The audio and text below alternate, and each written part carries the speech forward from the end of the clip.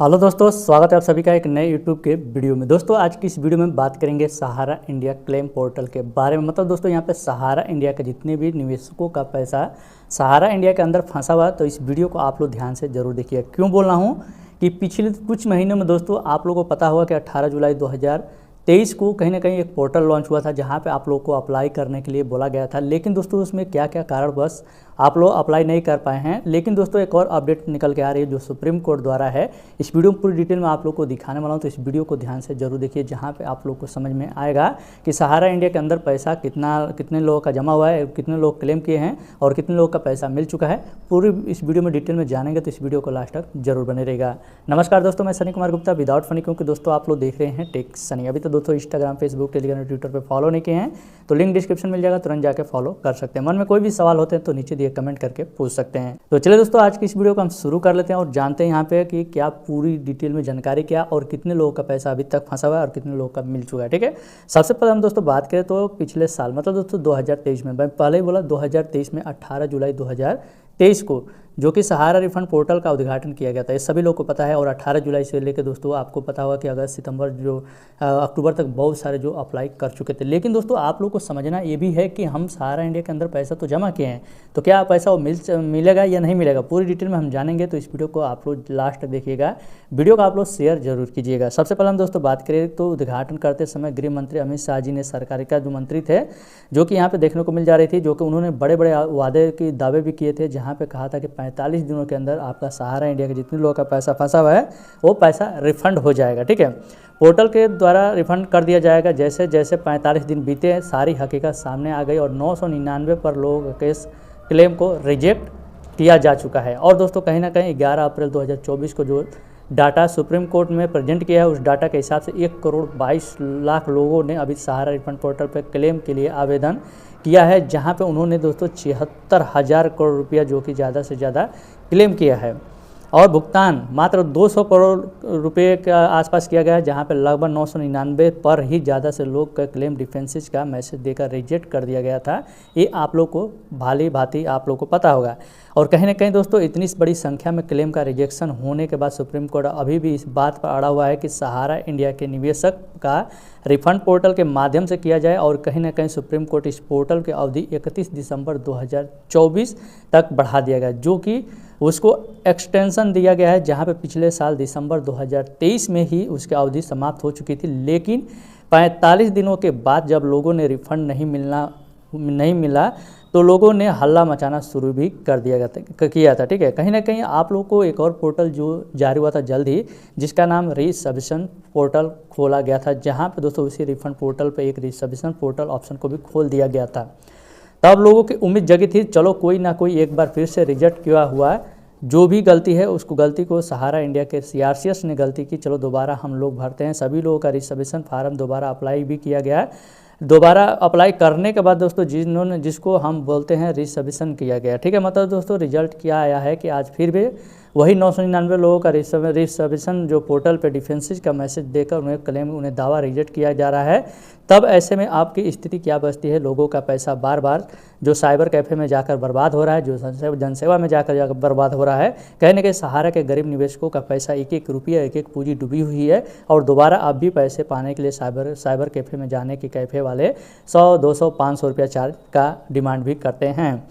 Portal कभी भी चलता है, कभी नहीं चलता है, पैसों के साथ साथ बर्बादी भी हो रही है। उसके बाद रिजल्ट क्या मिलता है आपको? डिफेंसेस या प्रॉब्लम या समस्या आप में भी कुछ ना कुछ त्रुटियां है, जहां पर लगभग 1,22,00,000 लोगों ने, लगभग 1,20,00,000 लोगों ने क्लेम रिजेक्ट किया गया है, जो डिफेंसेस का द्वारा जो रिफंड पोर्टल पर, रिसबमिशन पोर्टल पर आज भी स्थित है। स्थित की रिफंड सहारा रिफंड पोर्टल पर सीआरसीएस का एक सीआरसीएस रिसबमिशन पोर्टल दोनों के हिसाब से दोनों बेकार हो चुके हैं। ये भली बात ही सब लोगों को पता होना चाहिए।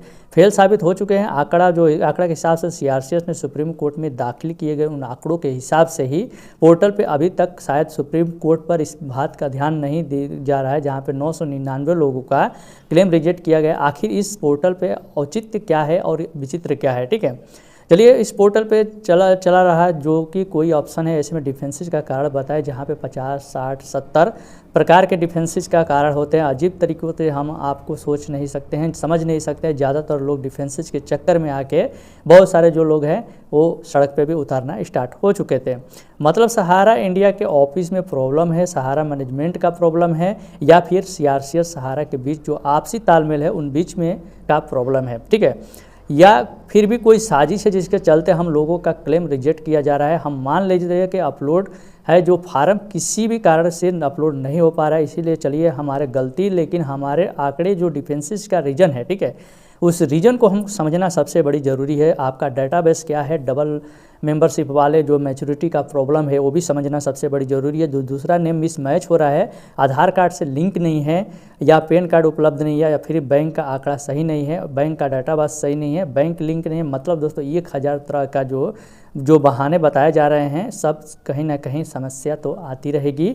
और श्री सबमिशन पोर्टल भी आएगी, जो रिफंड पोर्टल तब से आ रही है, जिसके सॉल्यूशन क्या है, तो सॉल्यूशन तो सिर्फ यही है कि भाई हमने पैसा तो सहारा के ब्रांचों में ऑफिस में जमा किया था, और कहीं ना कहीं भुगतान ब्रांच से ही होगा तो सबसे बड़ा अच्छा ही रहेगा। और ऑफिस के ही कीजिए सॉल्यूशन, मात्र सहारा के ऑफिस से ही उपलब्ध हो।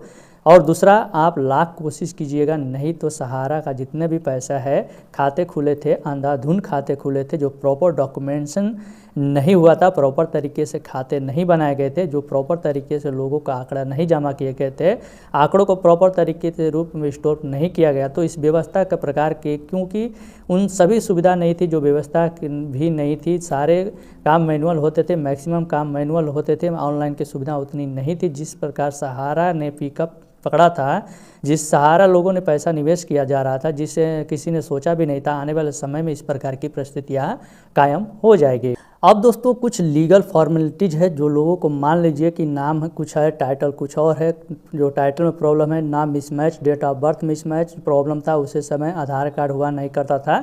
जिस समय सहारा इंडिया के अंदर निवेशकों ने पैसा जमा स्टार्ट किया था, उस समय आधार कार्ड भी नहीं था।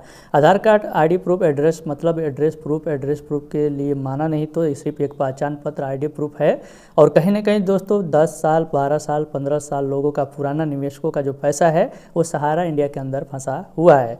और साथ ही साथ हम बात करें तो उसका सॉल्यूशन रिफंड पोर्टल पे नहीं होने जा रहा है, और ना ही संभावना है। तो ऐसे में सहारा ऑफिस नहीं खुलने चाहिए, क्योंकि इतने प्रकार के जो समस्या है, बल्कि तो कहूँगा कि डिफेंसेस के जितनी भी समस्याएं हैं उन सभी का निराकरण करें, और सिर्फ सहारा ऑफिस से ही संभव है। जो सुप्रीम कोर्ट पिनकपानी के मोहंती लाल, जो कि एक ऑर्डर आया था, जिन्हें साफ साफ कहा गया था कि यह मांग की गई थी कि सहारा ऑथराइज्ड पर्सन ने द्वारा भुगतान करने की परमिशन दी जाए, जो कि लीगलाइज्ड पर्सन हो, और दोस्तों सहारा के लिए ओके किया गया हो। भुगतान के लिए एक कड़ी है जो सहारा लोगों को ऑथराइज करने में, तो यही कहूँगा कि बात सुप्रीम कोर्ट तक, सीआरसीएस तक और सहारा इंडिया के मैनेजमेंट को समझना चाहिए। जो 999 लोगों का क्लेम रिजेक्ट किया जा रहा है, उनका सिर्फ सॉल्यूशन है कि एक बार सहारा ऑफिस खोले, वहाँ से सारे के सारे डॉक्यूमेंट, सारे आंकड़े मिल जाएंगे, वहाँ के सारे मैनुअली लोगों भुगतान कीजिए। दो संभव है, यही पोर्टल के माध्यम से संभव होगा, क्योंकि इन सभी सहारा लोगों के पैसा जमा किया था, और कुछ व्यवस्था थी जो लोगों को,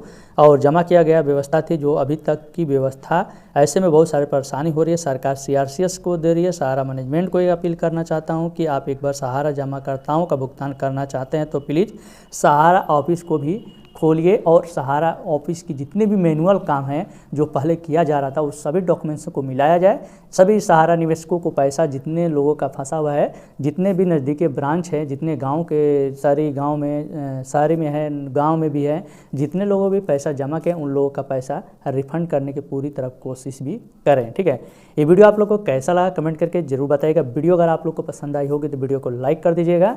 चैनल पर पहली बार आए तो चैनल को सब्सक्राइब करके बेल आइकन को भी ऑन कीजिए, ताकि यूट्यूब के रिलेटेड, बैंकिंग के रिलेटेड, टेक्नोलॉजी के रिलेटेड जितनी भी वीडियो है उसका नोटिफिकेशन आप तक पहुंच सके। उम्मीद करूंगा दोस्तों कि आज का वीडियो आप लोग को पसंद आएगा। मिलते हैं अपने नेक्स्ट टॉपिक के साथ, तब तक दोस्तों जय हिंद, जय भारत, वंदे मातरम।